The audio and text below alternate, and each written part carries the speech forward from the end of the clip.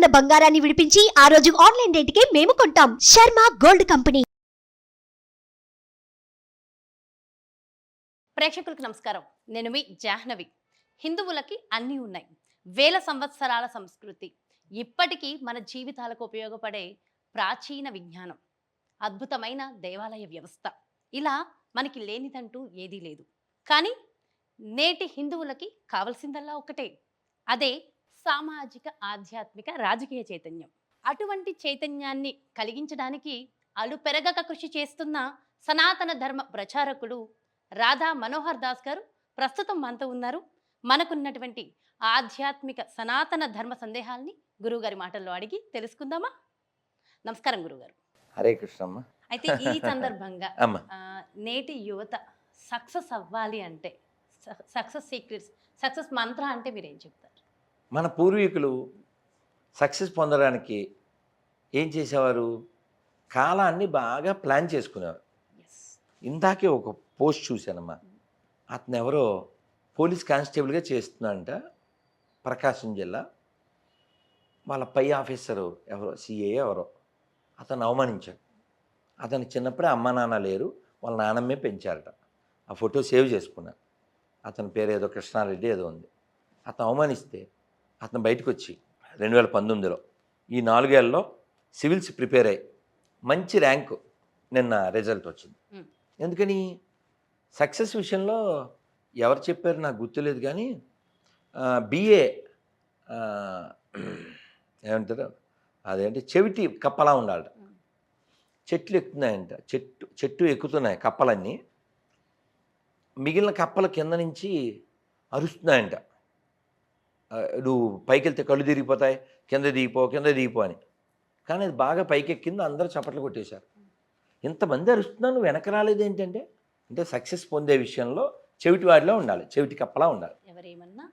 అవి వాటికి పట్టించుకోకుండా ఆ లక్ష్యం పొందడం కోసం మాత్రమే ఉండాలి. దానికి సంస్కృతంలో శ్లోకం చెప్పారు ఏంటంటే, ఉద్యమేన హి సిద్ధ్యంతి కార్యాని న మనోరథై నహి సుప్తస్య సింహస్య ప్రవిశంతి ముఖే మృగా.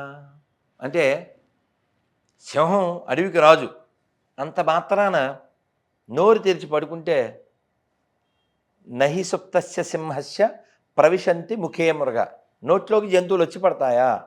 సింహం అడవికి రాజైనా వేటాడవలసిందే. ఉద్యమే నహి సిద్ధ్యంతి కార్యాని న మనోరథై, మనస్సులో ఉన్నటువంటి కోరికలు ఉద్యమం చేయకుండా తీరవు. కాబట్టి ఉదయం లేవడం, అది కాకుండా ప్లాన్ వేసుకోవాలి, ప్లాన్డ్గా ఉండాలి. రేపటి మంగళహారతి బ్రాహ్మీ ముహూర్తం మేము ప్లాన్ వేసేసుకుందాం. రేపు హోమం చేయాలి, ఇవాళే దానికి ఏర్పాట్లు చేసేసుకున్నాం. ప్లాన్ వేసుకోవడమే కదా, ఆచరించాలి. అదే మా ప్రయాణం 26 ఏర్పాట్లు చేసేసుకున్నాం. 23 ఎక్కడికి వెళ్ళాలి, ఏర్పాట్లు చేసుకున్నాం. ప్రిపేర్ అవ్వకపోతే సక్సెస్ ఎలా అవుతుందని చెప్పండి. ప్రయాణం ఉందండి, బ్యాగ్ చదువుకో, అన్నీ పెట్టావా, నీళ్ళు పెట్టావా, టవల్స్ పెట్టావా, ఇవన్నీ అడుగుతాం. ఏమంటే 2-3 రోజులు ప్రయాణానికి ఇంత సర్దుతామే, ఓ పెద్ద ప్రయాణానికి ఎన్ని సర్దుకోవాలి కదా. కాబట్టి ఇంకోటి నేను వీళ్ళందరితో చెప్తుంటాను, ఎక్కడికైనా వెళ్తే మనం మాట్లాడకూడదు నాన్న, మన సక్సెస్ మాట్లాడాలి.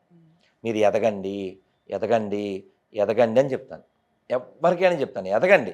ఎదిగితే ఏమవుతుందంటే లోకం మన మాట వింటుంది. ఓ బంగారు తల్లి ఇక్కడే హైదరాబాద్లో ఉంది, మీకు చెప్తాను, మీకు తెలుసు, నైనా జస్వాల్. గట్టిగా 20 ఏళ్ళు 22 ఏళ్ళు ఉండొచ్చు.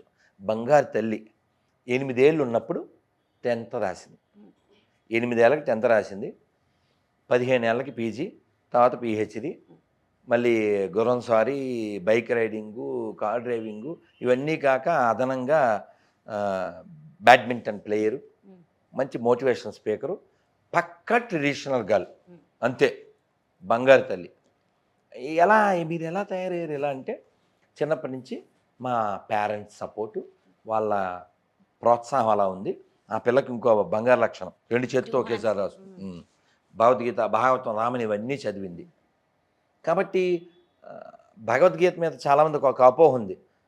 నిన్న పాపం ఎవరు వెళ్ళాం, ఆ జటప్రోల్, వాడు యంగ్ బాయ్, 20 ఏళ్ళు ఉంటాయి.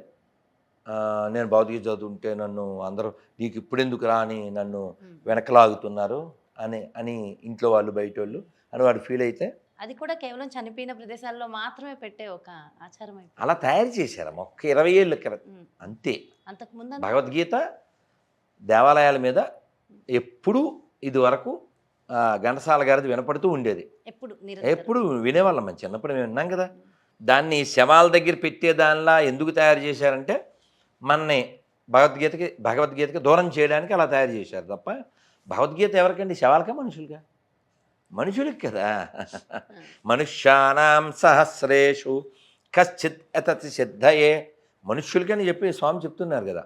కాబట్టి బుద్ధిమంతుడైన వాడు కాలాన్ని సద్వినియోగం చేసుకుంటూ ఒక లక్ష్యం ఏదైతే ఉందో ఆ లక్ష్యాన్ని సాధించడానికి ఈ బ్రాహ్మీ ముహూర్తాన్ని చక్కగా వాడుకోవాలి. చాలా చాలా సంతోషం గురుగారు. ఇంకా చాలా ప్రశ్నలు అయితే మిగిలిపోయాయి, కానీ ఇంక ఇంతకన్నా మిమ్మల్ని నేను ఇబ్బంది పెట్టాలనుకోవట్లేదు. పొద్దున్న లేవాలి కాబట్టి. అదే, మీరు పొద్దున్నే లేచి మళ్ళీ ఏకాదశి ఇవంతా మీరు ఆచరించాలి కాబట్టి సో అతి తొందరలోనే మరొక అవకాశం ఇస్తారని మనస్ఫూర్తిగా భావిస్తూ ఈ ప్రశ్నలన్నీ మీకోసం మేము ఎదురు చూస్తూ ఉంటాం. ఓకే, మా ప్రేక్షకులు కూడా ఇంకా ఎన్నో ప్రశ్నలు పంపిస్తారు మిమ్మల్ని అడగమని. సో వాటన్నిటికీ తొందరలోనే మళ్ళీ వచ్చి చాలా సమాధానం చెప్తారని అనుకుంటూ తప్పనిసరిగా గురువుగారు చాలా చాలా సంతోషం. ఎంతో చక్కటి విషయ పరిజ్ఞానాన్ని మా అందరికీ అందించారు. చాలా చాలా ఆనందంగా ఉంది. అంటే ఒకలాంటి పులకింత అని చెప్పాలి, నిజం చెప్పాలంటే అంతటి పులకించే పోయే ఒక ఆనందానుభూతుల్ని మా అందరికీ ఇచ్చినందుకు చాలా చాలా సంతోషం. నమస్కారం గురువు. హరే కృష్ణ. హరే కృష్ణ. సో చూసారు కదండి, ఎంతో చక్కటి విషయ పరిజ్ఞానాన్ని, ఆధ్యాత్మికత మీద మనకు చక్కటి పట్టుని కల్పించేలాగా ఎంతో చక్కగా నవ్విస్తూ మంచి విషయ పరిజ్ఞానాన్ని అందరికీ అందించారు కదా గురువు గారు. మరో ప్రత్యేకమైన కార్యక్రమంతో, మరో ప్రత్యేకమైన ఇంటర్వ్యూతో మళ్ళీ మీ ముందుకు వచ్చేస్తాను. నమస్కారం. మీ జాహ్నవి. సుమన్ టీవీలో మీ పర్సనల్ అండ్ బిజినెస్ ప్రమోషన్స్ కోసం కింది నెంబర్కి కాంటాక్ట్ చేయండి.